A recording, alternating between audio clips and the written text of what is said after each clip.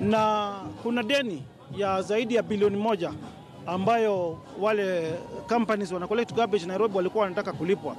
But mimi siwezi tu kuingia hivi na kulipa deni na sijui ile kazi ambayo inafanywa.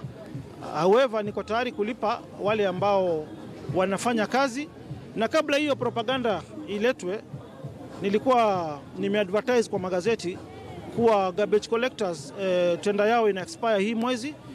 Tuka advertise, na katika hiyo advertisement tukiangalia tumedevolve garbage collection in Nairobi. Tumempeleka kule chini world level kwa mashinani ndio vijana wetu wapate kazi. Na nikisema vijana wetu simaanishi Sonko Rescue Team, na maanisha Nairobi. Kuanzia world level kule chini tunataka tuwe na mji msafi. Nilikuwa Kigali na niliona vile wako serious na mambo ya garbage collection. Hao traders ni sawa, wengi wao mimi siwajui, lakini ni watu wanajua kazi yangu. Mimi niko serious na mambo ya service delivery, niko serious na manifesto yangu ile nilipeana na pledges ile nilipeana kabla ya kuchaguliwa kama governor. Kwa hivyo mimi ni mtu wa mwisho kusaliti wananchi. Nitakuwa mtu wa mwisho kusaliti ili jiji la Nairobi.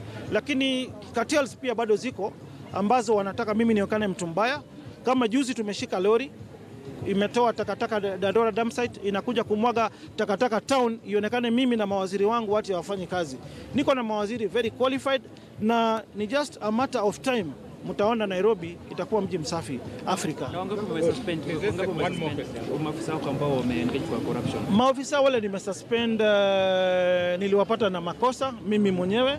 Kwa mfano timu ya kwanza, siku za kwanza nilipata kashia na pesa kwa underwear na kwa socks asubuhi, milioni 7 ya jana unafanya nayo nini? Na tulipoangalia collection yetu tulipata hiyo siku jana yake tulicollect 14 million.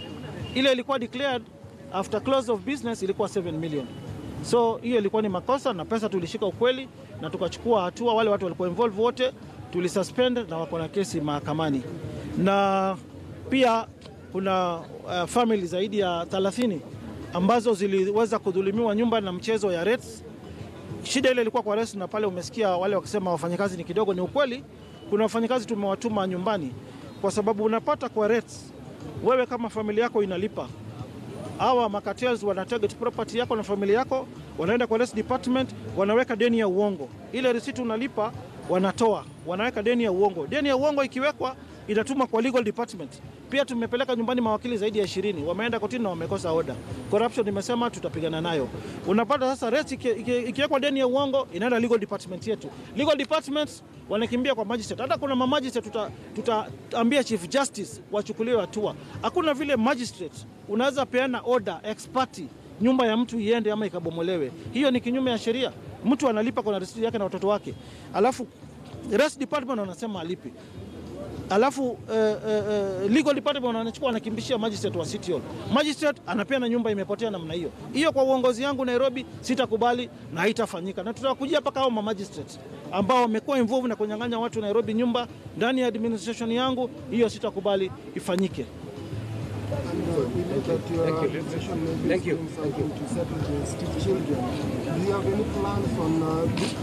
Yeah, we are already we have initiated that process and we are working on it. Even yesterday tulishika zaidi ya 30